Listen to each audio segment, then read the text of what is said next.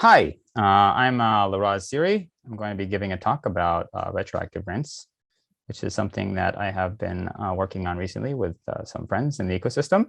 And our goal is to figure out how to plant a thriving ecosystem. So I currently have two hats.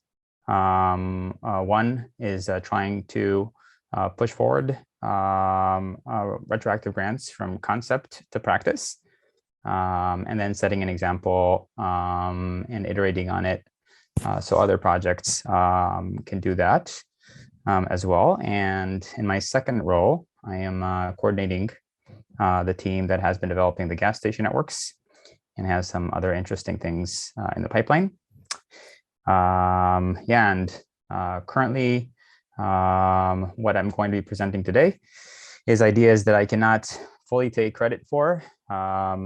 There have been a bunch of people involved in developing them, and very proud to have Carl from Optimism and the Gitcoin people and Matan from DAOstack. And we've been chatting about this. Vitalik has been contributing a few ideas. So now the question is, how do we get this into practice? So this is one of my favorite quotes.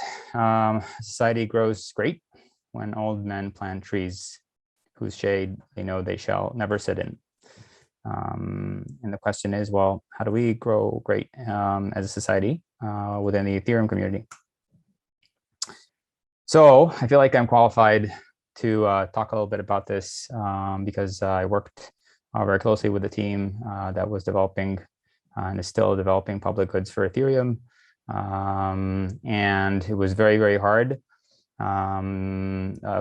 Everything was a challenge from funding, keeping the team together, getting recognition. So initially when we came on stage, nobody really knew about us. And it was hard to kind of get the attention that made it feel like it was worthwhile. There was a little bit of a bootstrapping problem there where if nobody knows about you, then it's hard to get people to pay attention. And there's also a little bit of a catch-22 where in order to get funded for public goods within the current model, you have to have credibility, but you don't have credibility if you haven't already done the work. But there's sometimes a policy of no funding past work. So it's a little bit of a catch-22 paradox. If you need funding, in our case, we were lucky because we managed to do the first stage of the project under the shelter of a funded company before it became an open source project that was completely independent. So we managed to get some credibility. But I can still see how this would have been very hard for other teams. So in that situation, the harder it is to ship. And then this is just not good for an ecosystem of public goods if we're creating a lot of friction. So the vision is to create an ecosystem where imagine you want to develop public good, you come out of nowhere, you're willing to put in the work, or you have some people willing to back you, and you just focus on doing that in your area of expertise, knowing that somehow it will work out. And then magically, after you do have an impact, positive impact, you get rewarded both financially for that and with recognition for your accomplishments. So you're encouraged to do more of that, and you set an example for others. So the big question is, okay, we're talking about retroactive grants and decentralizing ecosystem support. Where does the funding actually come from? So there are a few angles to this. One, for any new system, we believe it makes sense to allocate a portion of its equity to supporting the ecosystem. So you support the stack that you build on.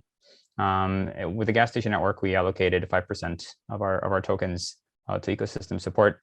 And then the idea is there would be this network of DAOs that are kind of competing on ecosystem support in order to gain legitimacy.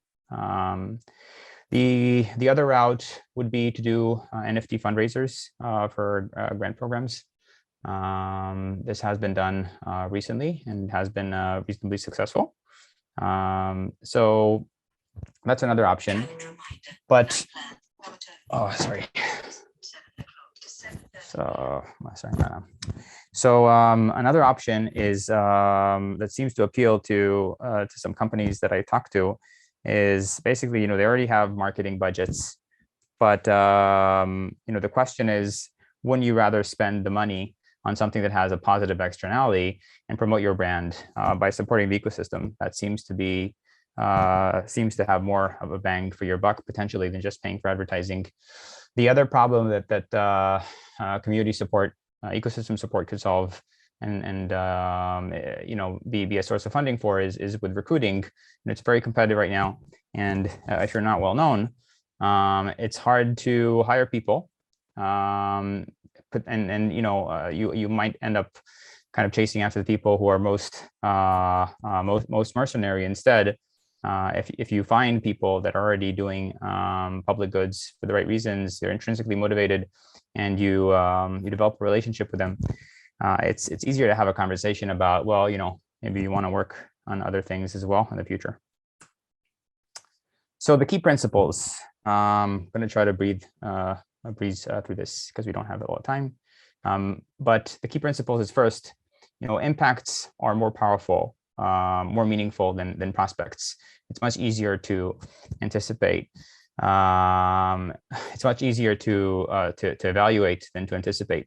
The other principle is that it would be better to push support as opposed to having it pulled, because not everybody has the skills to pull support.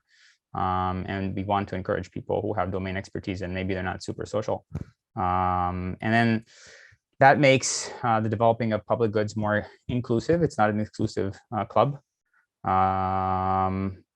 because you don't need to have that credibility up front if you have the expectation of getting rewarded for doing good work.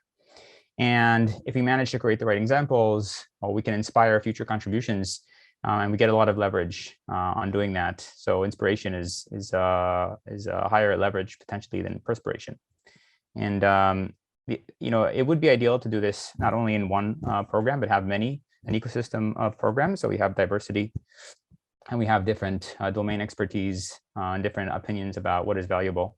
And that way, if there are blind spots in one area, they get covered. And the last one is really want a program that optimizes for substance as opposed to form, because it's very easy to turn things into a beauty contest where we only kind of vote for the things that are on the surface, but the important deeper work isn't getting recognized. So there are a couple of precedents that we can kind of learn from. One is sort of the NFT fundraiser recently that Trent did for EAP 1559, and that was pretty successful. So the idea would be to generalize this concept and do it for a lot of things. And in a way, Gitcoin also kind of functions like this. But the question is, how do we systematize the expectations around it and make it so it doesn't require?